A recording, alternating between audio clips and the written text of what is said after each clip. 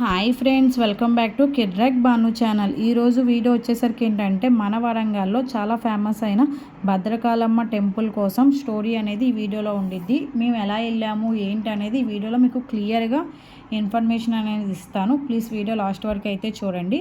ఈ భద్రకాళమ్మ టెంపుల్కి అయితే నేను వెళ్ళడం ఇదే ఫస్ట్ టైం. ఇప్పటి వరకు నేను ఫోన్స్లో టీవీస్లో చూడడం తప్ప రియల్గా అయితే ఈ భద్రకాళమ్మ టెంపుల్ వెళ్ళలేదు. అండ్ ఈ భద్రకాళమ్మ టెంపుల్ చాలా ఫేమస్ అని చెప్పి నేను విన్నాను. అండ్ మ్యాక్సిమం ఈ భద్రకాళమ్మ టెంపుల్ వరంగల్, హైదరాబాద్ సరౌండింగ్స్లో ఉన్న వాళ్ళందరికీ ఈ భద్రకాళమ్మ టెంపుల్ కోసం తెలిసే ఉండిద్ది. అండ్ చాలామంది వెళ్ళే ఉంటారు. నాలాగా ఫస్ట్ టైం వెళ్ళే వాళ్ళకి కానీ ఇప్పటివరకు వెళ్ళని వాళ్ళు కొంచెమైనా ఈ వీడియో యూజ్ అయిద్ది అని చెప్పి నేను ఈ వీడియో అయితే తీశాను. వీడియో లాస్ట్ వరకు అయితే చూడండి. వరంగల్ వెళ్ళేటప్పుడు వేయి స్తంభాల గుడి, భద్రకాళమ్మ టెంపుల్ మ్యాక్సిమం అందరికీ వేయి స్తంభాల గుడి బాగా తెలుసు. వేయి స్తంభాల గుడి ఎందుకంటే వర్షం మూవీ వచ్చిన దగ్గర నుంచి ఇంకా బాగా తెలుసు కాబట్టి, ఒకవేళ ఆ టెంపుల్కి వెళ్ళి ఈ టెంపుల్కి మాకు తెలియదు అనుకోమాకండి. వేయి స్తంభాల గుడి నుంచి భద్రకాళమ్మ టెంపుల్ మనకి జస్ట్ 10 మినిట్స్ మాత్రమే, చాలా దగ్గర. మీరు ఒకవేళ కంపల్సరీ వెళ్తే మాత్రం ఈ 2 టెంపుల్స్ ఒక పోర్ట్లో అయితే కంప్లీట్ చేసుకోవచ్చు. లేదు కొంతమందికి భద్రకాళమ్మ టెంపుల్ తెలిస్తే మాత్రం వేయి స్తంభాల గుడికి వెళ్ళండి. ఏ టెంపుల్కి వెళ్ళినా 2 టెంపుల్స్ అయితే కంప్లీట్ చేసుకోండి. ఫైనల్గా మేము భద్రకాళమ్మ టెంపుల్కి అయితే రీచ్ అయిపోయాము. ఇక్కడ ఏంటంటే కార్ పార్కింగ్ కానీ, బైక్ పార్కింగ్ కానీ, స్లిప్పర్స్ కానీ దేనికి అమౌంట్ అయితే తీసుకోడు. మనకి ఏదైనా సరే ఇక్కడ కార్ పార్కింగ్, బైక్ పార్కింగ్, స్లిప్పర్స్కి ఫ్రీయే. మీరు వరంగల్ ఒకలా టెంపుల్కి వెళ్ళాలి అనుకుంటే మాత్రం సమ్మర్లో అయితే మ్యాక్సిమం వెళ్ళకుండానే చూడండి. కానీ టైం వస్తే చెప్పలేం కదా, వెళ్ళకుండానే చూడండి. ఎందుకంటే ఎండలు చాలా ఎక్కువగా ఉన్నాయి వరంగల్లో. చాలా అంటే చాలా బీభత్సంగా ఉన్నాయి. కొంచెం మనం ఫ్రీగా అయితే చూడలేము. అండ్ ఇక్కడ ఏంటంటే భద్రకాళమ్మ కొండలో వెలిసింది, స్వయంగా ఆమె వెలిసింది అని చెప్పి అంటారు.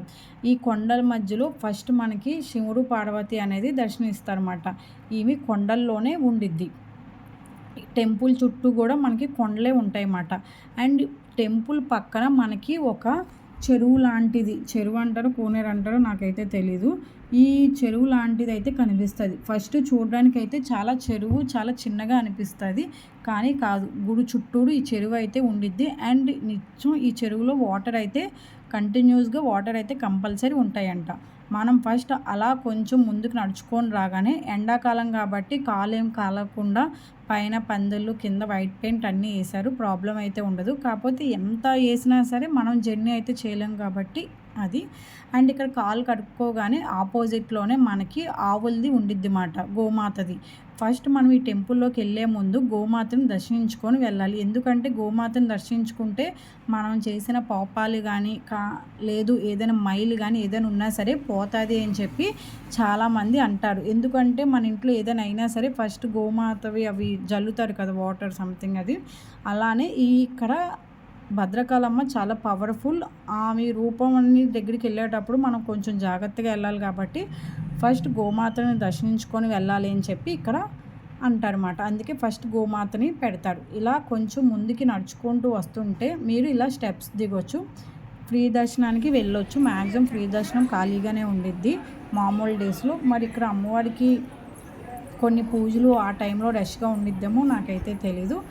మీరు పూజ టికెట్ తీపించుకోవాలంటే లోన అయితే పూజ టికెట్స్ అన్నీ ఉంటాయి. మీరు టెంపుల్ లోన ఉంటాయి అన్నమాట, అక్కడ రాస్తారు, మీరు వెళ్ళి చేయించుకోవచ్చు. లేదు అంటే ఫ్రీ దర్శనానికి వెళ్ళిపోవచ్చు. మ్యాక్సిమం ఫ్రీ దర్శనం ఖాళీగానే ఉంది. మేము వెళ్ళేసరికి 11 అయిపోయింది అన్నమాట, 11:30 అయింది. ఆఫ్టర్నూన్ ఫ్రైడే ఖాళీగానే ఉంది. అండ్ ఫస్ట్ వెళ్ళగానే లోన మనకైతే ఫస్ట్ వినాయకుడు ఉంటారు, వినాయకుడిని దర్శించుకోవాలి. వినాయకుడు టెంపుల్ ఫ్రెండ్స్ ఫస్ట్ ఇదిగోని చూపించా కదా చెరువు, అదే ఫ్రెండ్స్ చాలా పెద్దది చెరువు, చాలా పెద్దది ఉంది. అది ఇటు వెళ్ళదు కూడా తెలియదు.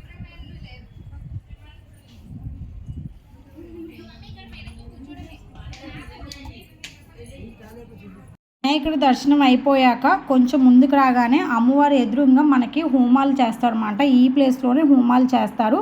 దాని పక్కనే ఒక ఫజిల్ గేమ్ లాంటిది ఉండిద్ది. అండ్ స్ట్రైట్గా వెళ్తే సుబ్రహ్మణ్య స్వామిని దర్శించుకోవచ్చు. ఇప్పుడు ముందు మనం అమ్మవారిని దర్శించుకోవడానికి వెళ్దాం. అమ్మవారిని దర్శించుకోవడానికి వెళ్ళే ముందు ఇక్కడ బయట ఏంటంటే అమ్మవారికి ఎదురుగా దీపారాజన అనేది పెడతారన్నమాట. మేము వెళ్ళింది ఫ్రైడే కాబట్టి ఇప్పుడు ఏ అమ్మవారి టెంపుల్స్లో అయినా నిమ్మకాయలతో ఫ్రైడే పూజ చేస్తే హెల్త్ పరంగా అదంతా బాగుండిద్ది అని చెప్పి చేస్తారు. అండ్ అక్కడ దీపం అనేది అమ్ముతారు, మీరు కావాలంటే తీసుకొని వెలిగించవచ్చు అన్నమాట. నేను అమ్మవారిని అయితే లోన వీడియో అయితే తీయలేదు, ఎందుకు అంటే కొన్ని మెయిన్ విగ్రహాలను అయితే వీడియో తీయకూడదు అని చెప్పి చాలామంది అంటారు. నేను అందుకే వీడియో అయితే తీయలేదు, లాస్ట్లో ఏదో దూరం నుంచి అయితే తీశాను. ఫైనల్గా దర్శనం అయితే కంప్లీట్ అయిపోయింది. బయటికి రాగానే మనకి ఇలా గజస్తంభం ఈ లైన్లో నుంచి వెళ్ళొచ్చు. లైన్ చూసారు కదా ఖాళీగానే ఉంది. మేము మధ్యాహ్నం పూట వెళ్ళామన్నమాట, 11:30, 12 ఆ టైంలో అమ్మవారిని దర్శించుకోవడానికి వెళ్ళామన్నమాట. అమ్మవారిని దర్శించుకొని వచ్చాక మేము కూడా ఇంకా దీపారాజన అనేది వెలిగించాము. ఫైనల్గా దర్శనం అయితే కంప్లీట్ అయిపోయింది. మనకి లోనే ఆంజనేయ స్వామి గుడి, సుబ్రహ్మణ్య స్వామి ఇందాక చెప్పే కదా స్ట్రైట్గా అక్కడ అలా ఉండిద్ది అన్నమాట. మేము హైదరాబాద్ నుంచి విజయవాడ వెళ్తున్నాము. మధ్యలో యాదాద్రి వేయి స్తంభాల గుడి చూద్దాము, ఎప్పుడు చూడలేదు కదా అనుకొని వచ్చాము. ఇంకా వేయి స్తంభాల గుడికి వచ్చాక మా డాడీ ఆల్రెడీ టెంపుల్ విజిట్ అయ్యాడు. భద్రకాళమ్మ టెంపుల్ కూడా ఇక్కడే చాలా ఫేమస్ కదా, వెళ్దామని చెప్తే ఇంక మేము వచ్చాము. ఆ రోజు ఫ్రైడే ఏకాదశి మాట, అసలు అది ఫ్రైడే ఏకాదశి అని కూడా తెలియదు, కానీ కలిసి వచ్చినాయి. ఇంకా సరే ఇంత దూరం వచ్చాము కదా అని చెప్పి వెళ్ళి పూజ అనేది కంప్లీట్ చేసుకొని అమ్మవారిని దర్శించుకొని వచ్చేసాము. వరంగల్లో భద్రకాళమ్మ అమ్మవారు స్వయంగా వెలిశారు. పూర్వం రాజులు యుద్ధానికి వెళ్ళే ముందు అమ్మవారిని దర్శించుకొని వెళ్ళేవారు, ఎందుకంటే యుద్ధం గెలుస్తామనే నమ్మకంతో అమ్మవారిని దర్శించుకొని వెళ్ళేవారు. ఇప్పుడు అమ్మవారు మనకి శాంతిగా విగ్రహం అనేది కనిపిస్తుంది, దర్శనం ఇస్తుంది. కానీ ఇంతకుముందు 1900 సంథింగ్ ఆ నియర్ బై 1943, 33 ఆ ఇయర్ వరకు మనకు అమ్మవారు కాళీమాతలాగా నాలుక బయట పెట్టుకొని చాలా విగ్రహ రూపంతో అమ్మవారు మనకి దర్శనం అనేది ఇచ్చేది. ఇలాగా అప్పటి రాజుల్లో యుద్ధం జరగడం వల్ల కొన్ని సంవత్సరాల పాటు గుడి అనేది మాయమైపోయింది. గుడి కాదు, అప్పుడు గుడి ఏమి ఉండేది కాదు, జస్ట్ చిన్న పందిరి టైప్ లాంటిది ఉండేది అన్నమాట. ఆ యుద్ధంలో అప్పుడు రాజుల్లో యుద్ధం అయ్యి గొడవలు అవన్నీ అయ్యి గుడి అనేది మొత్తం కొట్టేయడం వల్ల అంతా చేశారంట. తర్వాత మళ్ళీ 1950 నుంచి మనకి ఈ గుడి అనేది బయటకు వచ్చింది. 1950 నుంచి ఈ గుడి అనేది బయటకు వచ్చింది. ఆ నాలుక మీద అవేవో సంథింగ్ కొన్ని వర్డ్స్ రాయడం వల్ల ఆమె శాంతి స్వరూపంగా మారి ఇప్పుడు మనకి కాళీమాతలా కాకుండా శాంతిగా అమ్మవారు మనకి దర్శనం అనేది ఇస్తుంది అన్నమాట. ఇక్కడ అమ్మవారు చాలా ఫేమస్, కంపల్సరీ వరంగల్ వెళ్ళిన వాళ్ళు కంపల్సరీ వెళ్ళండి. అండ్ అలానే ఇక్కడ అందరికీ బొట్టు అనేది ఇలా హాఫ్ మూన్ లాగా బొట్టు అనేది పెడతారన్నమాట. అమ్మవారికి కూడా సేమ్ అలానే ఉండిద్ది. అది అలా పెడితే ఏంటంటే మన కష్టాలన్నీ పోవాలి, శాంతి అంతా మంచిగా జరగాలని చెప్పి అది మీనింగ్ సంథింగ్ వస్తుందంట, అందుకే అలా పెడతారన్నమాట. ఇంకా మీకు ఏమైనా డౌట్స్ ఉన్నా కింద కామెంట్ సెక్షన్లో కామెంట్ చేయండి. ఇది నాకు తెలిసిన స్టోరీ మాత్రమే నేను మీకు చెప్పాను. ఇందులో ఏమైనా తప్పులు ఉన్నా సరే కింద కామెంట్ సెక్షన్లో కామెంట్ చేయండి. మా అక్క వాళ్ళు ఇంకా అటు హైదరాబాద్ వెళ్ళిపోతారు, మేము ఇటు విజయవాడ వచ్చేస్తాం అన్నమాట. మా అక్క నన్ను మిస్ అవుతావా అని చెప్పి అడుగుతుంది, అది జస్ట్ ఫన్ వీడియో అన్నమాట. ప్లీజ్ వీడియో లాస్ట్ వరకు అయితే చూడండి.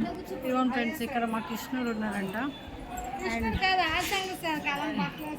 ఇదిగోండి ఫ్రెండ్స్, మా మమ్మీ అయితే ఇప్పుడు మా అక్క అడుగుతుంది, అదేంటి మా అక్క వచ్చి నన్ను అడుగుతుందమ్మా, అదేంటి చెల్లి నేను వెళ్ళిపోతాను కదా ఇప్పుడు ఏడుస్తావా అని.